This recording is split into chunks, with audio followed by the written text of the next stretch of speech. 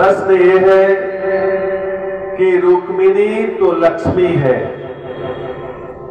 रुक्मिणी जी लक्ष्मी के अवतार हैं, तो राधा रानी कौन है? ये बहुत लोगों को अभी भी इसका ज्ञान नहीं है कि राधा कौन है,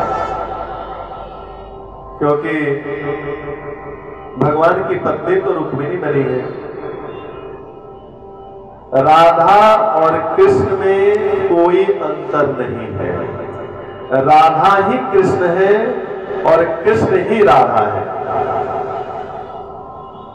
एक ज्योतिर्भवेत द्विधा राधा माधव रूपकम, एक ज्योतिर के ही दो रूप हैं जिन्हें राधा और माधव कहते हैं। जैसे नाम अलग अलग है, कुछ ऐसा भी तत्व है जो नाम अलग अलग है पर वो है एक ही।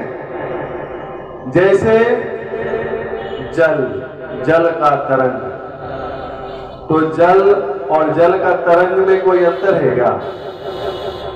जब समुद्र में जाएंगे तो कहते हैं कि जल का तरंग देखो, या नदियों में, तो जल और तरंग में कोई अंतर नहीं, नाम सिर्फ अलग अलग है।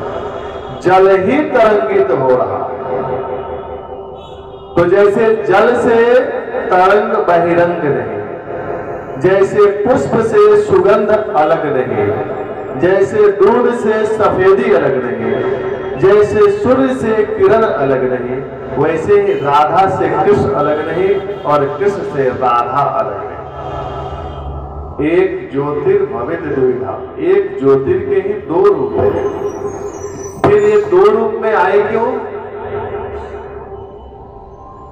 दो रूप में आने का कारण है, दुनिया में जब प्रेम दिखाना हो, प्रेम क्या है वो जुगल रूप में ही दिखाया जा सकता है। राधा जो है, ये राधा रानी कौन है? जो सुखदेव जी कथा सुना रहे हैं, ये सुखदेव जी की आराध्या है राधा रानी, इनकी आराध्य देवी है राधा रानी। राधा नाम एक बार यदि श्री कृष्ण ने इन्होंने सुखदेव जी ने कह दिया एक बार, तो इतना प्रेम है, इतना अनुराग है कि 6 महीने की समाधि लग जाती है। एक बार राधा कह दिया, इतना प्रेम है राधा रानी से। इसलिए भागवत में कहीं भी राधा नाम नहीं लिखा, स्पष्ट रूप से नहीं लिखा। राधा के बदले में और शब्दों का प्रयोग किया है, लेकिन राधा नहीं कहा। परीक्षित को 7 दिन में कथा सुनानी है, यदि राधा कह देते तो इनकी समाधि लग जाती, फिर कथा कैसे सुनाते 7 दिन? इसलिए नहीं कहा।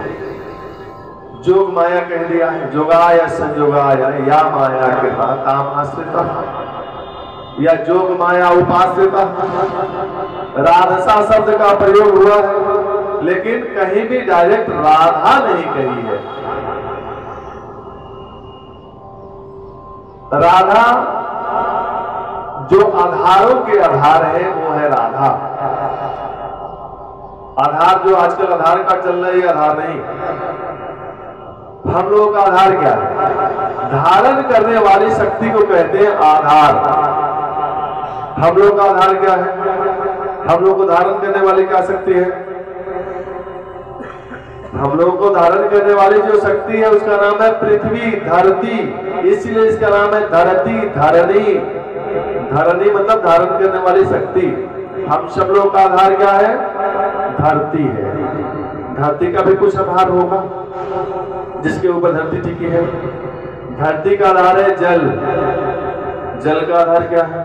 अग्नि, अग्नि का आधार वायु, वायु का आधार आकाश, आकाश का आधार महतत्व, महतत्व का आधार तमोगुण।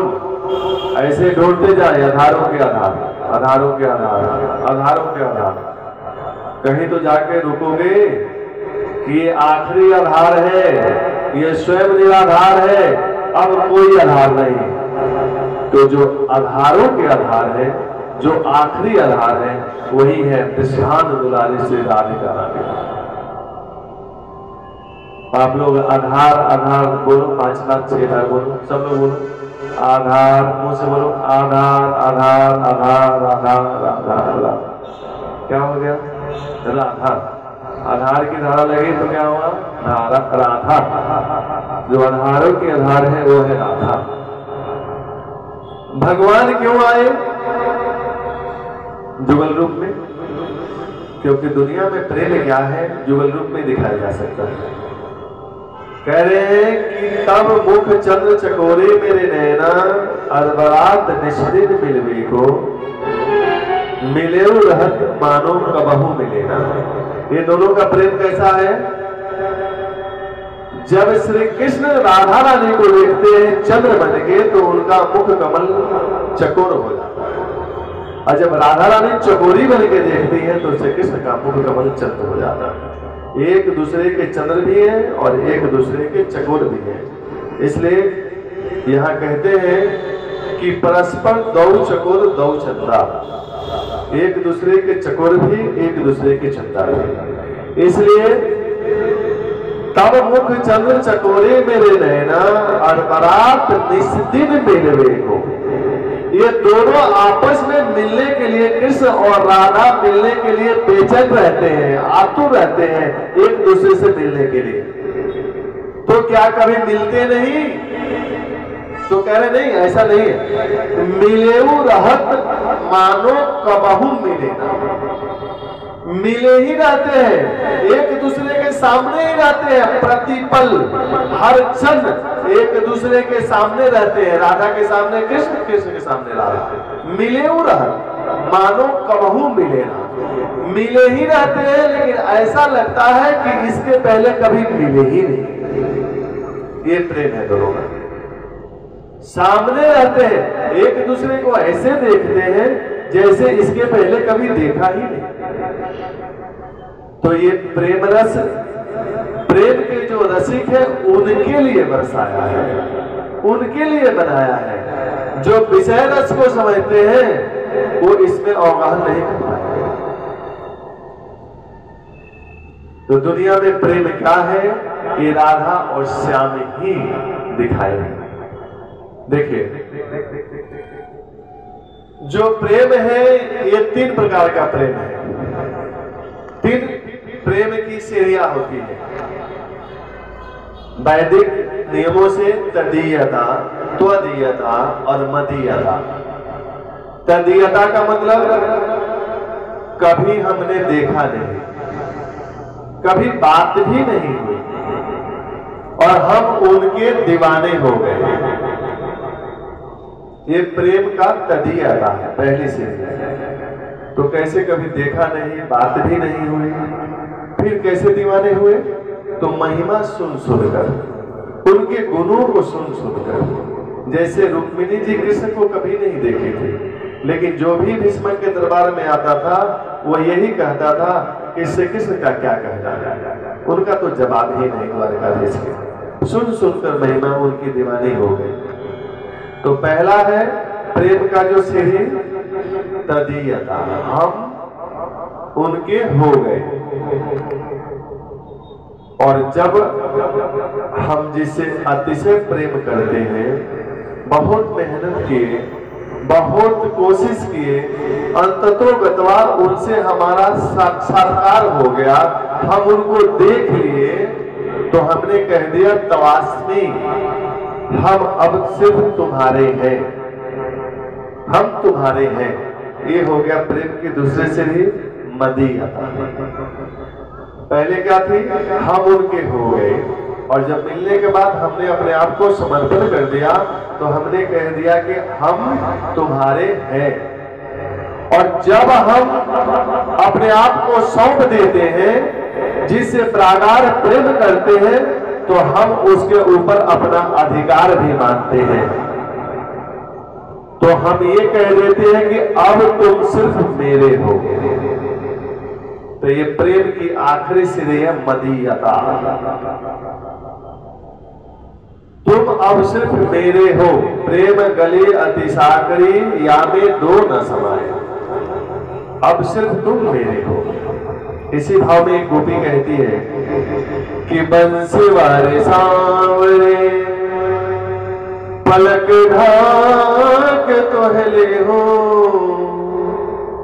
ना मैं देखो अन्य को, ना तोहे देखन दे हो। हे बंसी वाले सांवरे, आंखों के रास्ते हृदय में उतार के मैं आंखों की पलकों को बंद कर लूंगी और ना मैं देखूं अन्य को। जब आपको हृदय में उतार लूंगी तो मैं किसी को आपको देखने नहीं दूंगी, और जब मैं अपनी आंखों की पलक को बंद कर लूंगी तो मैं भी किसी को नहीं देख पाऊंगी, तो तुम्हें भी कोई नहीं देख पाएगा और हम भी किसी और को नहीं देख पाएंगे। ये है प्रेम की तीसरी सीढ़ी मदीयता, ना मैं देखूं अन्य को और ना तोहे देखन दे। ये है प्रेम की तीसरी सीढ़ी मदीयता। यही राधा और कृष्ण का प्रेम है। अब भगवान का जो विवाह हो रहा है